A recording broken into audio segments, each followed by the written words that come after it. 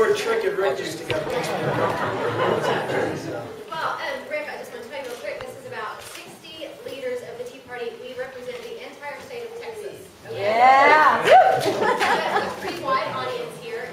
We have 4 questions that they have emailed to me, and these are the most important questions people have been asking. And then, if we have time, we'll let them ask them too.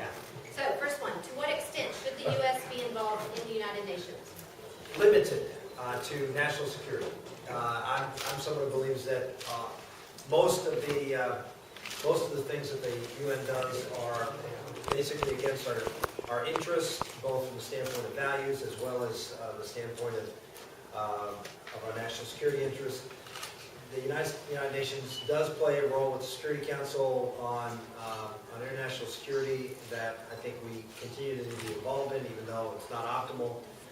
But from the standpoint of all of the other things that the United Nations does, for me, I will take a systematic look, and one by one, we will evaluate them, and we will, without question, remove ourselves from either both paying for and participating in a lot of these UN organizations that do nothing but undermine American sovereignty and undermine... Yeah.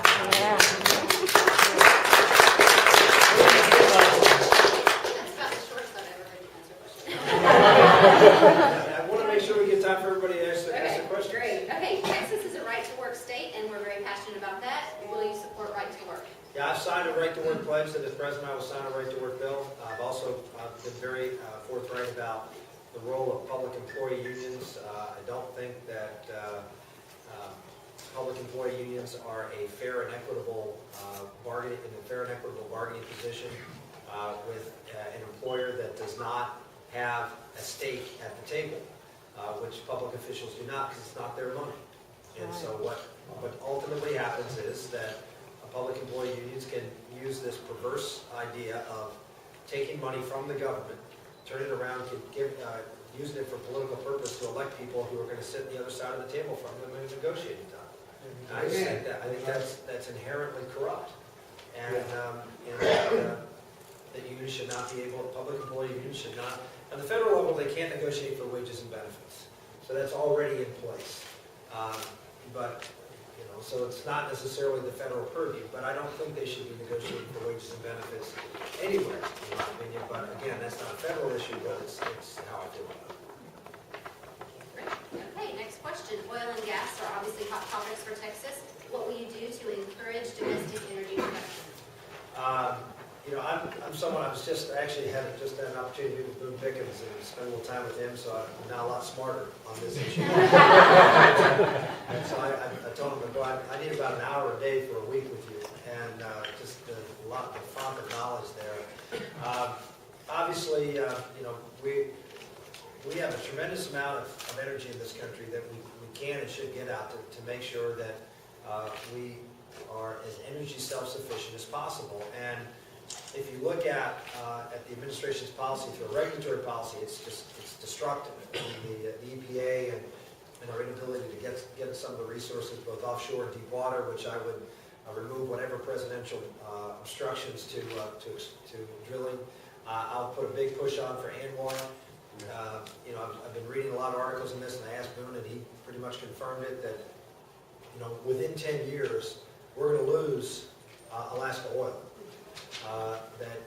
Alaska oil was peaked out at about 2 million barrels a day.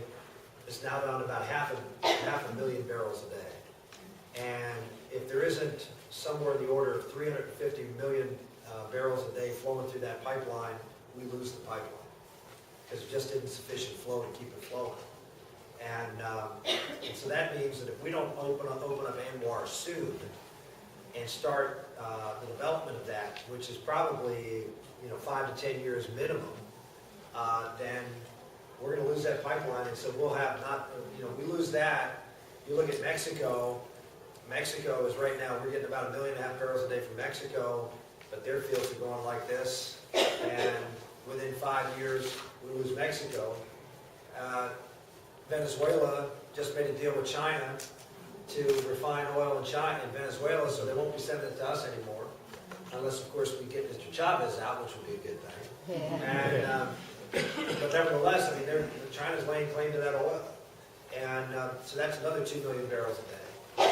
So you just look at what we're talking about here. We're talking about America, and of course we have the president who's not building the Keystone Pipeline. So we're not getting that oil from Canada. That oil from Canada is not going to go west, and probably to China, because they're trying to gobble up every piece of oil they can. So we're talking about huge increase in dependency on where? OPEC, which is the last place you want to be dependent on oil. And what's that mean? Oil prices going up. The other thing we have to do, and obviously this is a big thing for Boone, is to look at the fact that the cheapest source of energy in this country right now is natural gas. I know this in Pennsylvania. I mean, one of the reasons it's cheap is because of the huge explosion of natural gas in Marcellus Shale in Pennsylvania. But we're looking at $2.50 gas.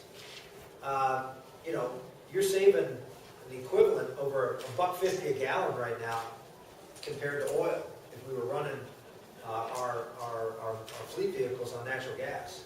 So there's an opportunity here with a good 30, 40, 50, maybe even more years supply of natural gas for an opportunity for America to start using more natural gas, particularly liquid fuels for heavy vehicles like 18-wheelers. So there is opportunity here. You're starting to see it. He showed me a map on the interstates where there are going to be LNG facilities there for trucks. And so it's moving in that direction, and to the extent that we can incentivize that in some way, I don't, he's talking about tax incentives, and I sort of bristle at tax incentives for stuff like this. But, there may be some ways in which government can make this transition a little faster, because we need to have it faster. This is the national security issue.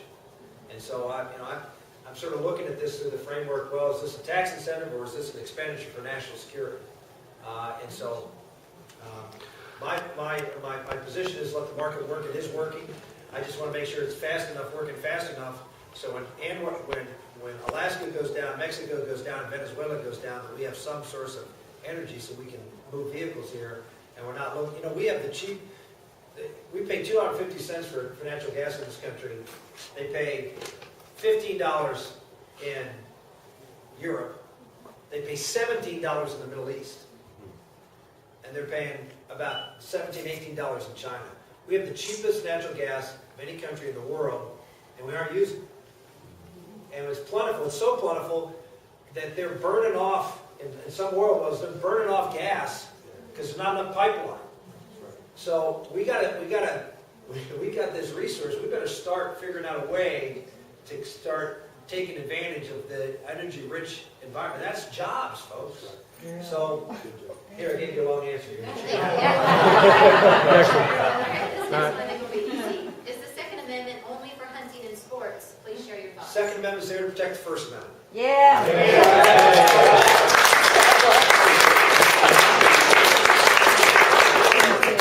Karen and I are NRA members. I've had an A+ rating from the NRA. I've worked closely with them. We're gun owners in our family. I always do have to admit that Karen owns more guns than I do. But she owns 3, I only own 2. And we have pistols. We use them for target, but we also use them because we want to defend our family. And I believe that the Second Amendment is an individual right to own guns. But let me just say, we don't win this election. That right that was in that Heller decision, you read the dissent in Heller. And you read what Justice Ginsburg has said after that decision, when she talks about the bad court decisions that have been made in the last few years under this court. She highlights Heller in his speech as the #1 bad decision that must be reversed. And you look at that minority opinion, you'll find that the Second Amendment is eviscerated. There is no Second Amendment if the left gets control and Obama gets reelected, and we happen to lose one of those 5 justices that decided Heller. So they will get another case because the left will immediately file something, and this will be a serious issue. So those of you who think the Second Amendment is now safe, it was a 5-4 decision. And we need to have a president who is elected and reelected so we can start replacing some of those gray beards on the left, so we can get 6-3 decisions or 7-2 decisions to solidify this for a long time.